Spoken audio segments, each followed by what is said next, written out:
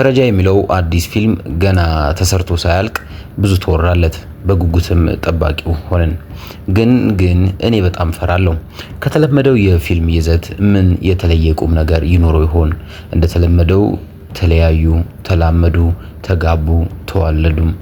ሆኖም የሄኒ ክሬዲቱ እንዳይወርድብኝ ፈራው።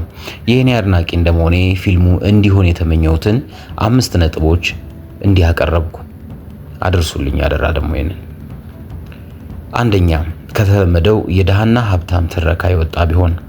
አብዛኛው የአማርኛ ፊልም በሀብታምና ድሃ ፍቅር ወይም በቤተሰብ ተቃውሞ በላይ የተንጠለጠለ ነው። ፈረጃ ከዚህ ወጣ ብሎ በሰው ልጅ ውስጣዊ ስነ ልቦና ሳይኮሎጂካል ዴፕዝ ወይም በህይወት ውጥረትና በምስጢራዊ ታሪኮች ላይ ያተኮረ ይሆን? ተመልካቹ ገና ከጅምሩ መጨረሻውን የሚገምተው ሳይሆን እስከ መጨረሻው ደቂቃ ድረስ ጥያቄ የሚያጭር ፕሎት ትዊስት ይኖረው ይሆን? ሁለተኛ፣ የገጸ ባህሪያት ውስብስብነት። በተለመዱ ፊልሞች ክፉና ደግ ተብለው የሚለዩ ገጸ ባህሪያት አሰልቺ ሆነዋል። በፈረጃ ውስጥስ ምንና ይሆን? ጀግናው ወይም ስህተት የሚሰራ ድክመት ያለበትና የሚጠላ ባህሪም ያለው ሰው የሆነ ይሆንን? ተቃዋሚ ወይም ለሚያደርገው መጥፎ ድርጊት የራሱ አሳማኝ ምክንያት አለውና ተመልካችን እንዲያዝንለት የሚያደርግ ቢሆን?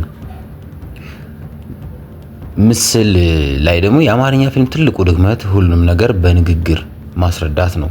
ፈረጃ በዝምታ፣ በአይን ጥቅሻ፣ በካሜራ እንቅስቃሴ፣ በምስል ብቻ ታሪኩን መግለጽ የሚችል ቢሆን። ገጸ ባህሪያቱ እንደ መጽሐፍ ወይም እንደ መድረክ ተውኔት ሳይሆን ተራ ሰው በመንገድ ላይ የሚያወራውን ያህል ተፈጥሯዊ ንግግር ይኖራቸው ይሆን? አራተኛ፣ የቴክኒክ ጥራትና ድባብ። ሲኒማቶግራፊ ካሜራው ዝም ብሎ ድርጊት የሚቀርጽ ሳይሆን እንደ አንድ ገጸ ባህሪ ሆኖ ስሜትን መግለጽ ቢችል፣ ለምሳሌ ጭንቀትን ለማሳየት የጠበቡ ፍሬሞች የሚጠቀም ይሆን?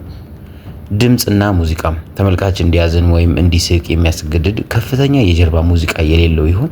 ይልቅስ የድባብ ድምጾች እና ስልታዊ ዝምታ በመጠቀም ተጽዕኖ የሚፈጥር ቢሆን?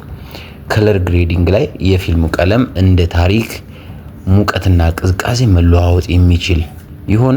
ምናልባት ፈረጃ አምስተኛ፣ ፈረጃ የሚለው ርዕስ በጥልቅ የተጠቀመ ይሆን? ምናልባት ይህ ርዕስ በራሱ ትልቅ ትርጉም አለው። ፊልሙ የሰውን ልጅ ማህበራዊ ደረጃ፣ የሞራል ልኬት ወይም የህይወት ምዕራፎች በረቀቀ መንገድ የሚተነትን መሆን ይሆን? መጨረሻ ፈረጃ ፊልም ሁሉ ነገር በሰርግ የሚጠናቀቅበት ሳይሆን ተመልካች ሲኒማ ቤት ውስጥ ወደ ቤቱ ሲሄድ ለቀናት የሚያወራውና የሚያስብበት ጥያቄ ጥሎ የሚያልፍ መሆን አለበት ብዬ እመኛለሁ።